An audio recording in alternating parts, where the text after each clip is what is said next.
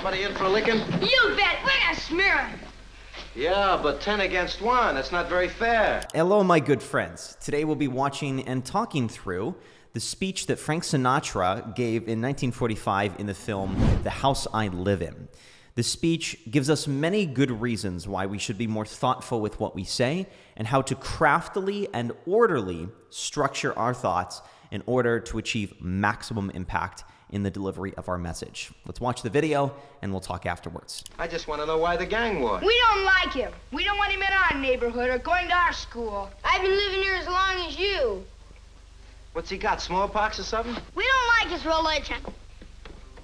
His religion? Look, mister, he's a dirt... Hold on. I see what you mean. You must be a bunch of those Nazi werewolves I've been reading about. Mister, are you screwy? Not me, I'm an American. Well, what do you think we are? Nazis? Don't call me a Nazi. My father's a sergeant in the army. He been wounded even. Wounded, huh? Say, I bet he got some of that blood plasma. He was wounded so bad he had to get it 3 times. Son, anybody in your family ever go to the blood bank? Sure, my mother and my father both. Uh-huh. You know what? I bet you maybe his pop's blood helped save your dad's life. That's bad. What's bad about it? Well, don't you see? Your father doesn't go to the same church as his father does. That's awful. Do you think maybe if your father knew about it in time, he would rather have died than to take blood from a man of another religion? Would you have wanted him to die? Would your mom want him to die? No. Look, fellas, religion makes no difference, except maybe to a Nazi or somebody as stupid. Why, people all over the world worship God in many different ways. God created everybody. He didn't create one people better than another. Your blood's the same as mine. Mine's the same as his. Do you know what this wonderful country is made of? It's made up of 100 different kind of people, and 100 different ways of talking, and 100 different ways of going to church. But they're all American ways. Wouldn't we be silly if we went around hating people because they comb their hair different than ours? Wouldn't we be a lot of dopes? My dad came from Italy, but I'm an American. But should I hate your father because he came from Ireland or France or Russia? Wouldn't I be a first-class fathead? You guys remember Pearl Harbor? Why, the Japs socked us so it looked like we could never do anything about it. But a couple of days later, something very important happened. Close your eyes and let me tell you about it. Before we play the remainder of this clip, I want to break what has been said down in multiple ways, because I think there is much that we can learn from the way that Frank Sinatra masterfully dismantles the arguments presented by the boys and very diplomatically and delicately addresses the topic of racial and religious tolerance. Frank Sinatra does a very masterful job of leveraging certain modes of persuasion. One of the first things that we notice very early on is that Frank Sinatra identifies the values that these boys ascribe to. After they're convinced not to further instigate the altercation that they have with the Jewish boy, he asks, what's the conflict about?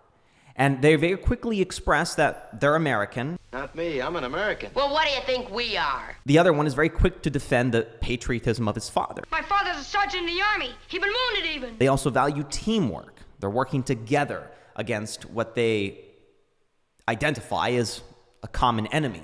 And Sinatra also identifies what they dislike. What do they dislike? Well, they dislike Jews, or in this case, Judaism. What we have here are these different puzzle pieces. And what Sinatra does in the next few minutes is he has to take the values that the boys has. He has to also take what they are opposed to. And he has to find a way to conjoin these puzzle pieces in a way to present a resolution that is able to disarm the situation. He does this by trying to group everything under the values that these boys are in alignment with. Close your eyes and let me tell you about it. Go on, close your eyes. All of you, I want you to imagine it. There was a Jap battleship, the Haruna, and one of our planes spotted it. Do you know what it takes from a battleship? It takes guts and know-how and teamwork. And our boys sure needed plenty of it, because that Jap was throwing up enough flak to get out and walk home on. But the pilot had only one thing on his mind, to get over that ship. And he did. And then the bombardier pushed a button and a 500-pound tomato smacked that Zap right in the middle. Yep, they sank it. And every American threw his head back and felt much better. The pilot of that ship was named Colin Kelly, an American and a Presbyterian. And you know who dropped the bombs? Meyer Levin, an American and a Jew. You think maybe they should have called the bombing off because they had different religions? Think about that, fellas. This also is a testimony to the mental model of speed versus velocity when communicating ideas. Often when we're involved in situations where we let our passions or our emotions get the best of us, we communicate in a very chaotic way. It's a scattershot of different ideas. We're throwing spaghetti at the wall and we're hoping that our opponent, our conversation partner, our debate nemesis will latch on to something that we say. And so most of what we say is just bloated material. That's speed of thought. We often lose a lot of logic in our argumentation, and we leave a lot of loose ends that aren't provided any closure. What Sinatra does is he doesn't focus on speed, he focuses on velocity. And velocity can be quick, but it's not going around in different directions. It's not spiraling around without a destination in mind. Velocity is a straight line in a certain direction. And the most persuasive arguments, the most powerful orations have very clear velocity. It's often very subtle. We are often able to gauge this subconsciously, but we find that there is a very clear stepping through of argumentation in the dialogue that Sinatra is involved in. When the boys say something, they express something that is of interest to them. He leverages that and assimilates that into his argument. And beyond that, a quick comment on Frank Sinatra's voice. He has such remarkable, firm breath control and clear diction. Now, he was a singer during this time, very popular. I believe he was 25 or 26 during this video. It's expected that those qualities would carry over into how he communicates in conversation. It's a reminder to us to speak clearly.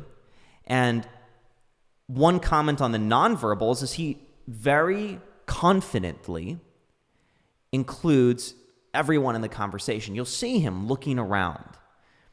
All attention is on him, but that doesn't faze him. He wants to make sure that all the boys are in alignment of ideals. And you do that by making a connection with your audience, and he does that very masterfully with his eye contact, with his body language, and by leveraging the different talking points that they've given him throughout this video. We'll end our analysis there. We'll play the final clip in the next few seconds, and thanks for giving me your attention today. Use your good American heads. Don't let anybody make suckers out of you. Well, gotta go to work. What do you work? I sing.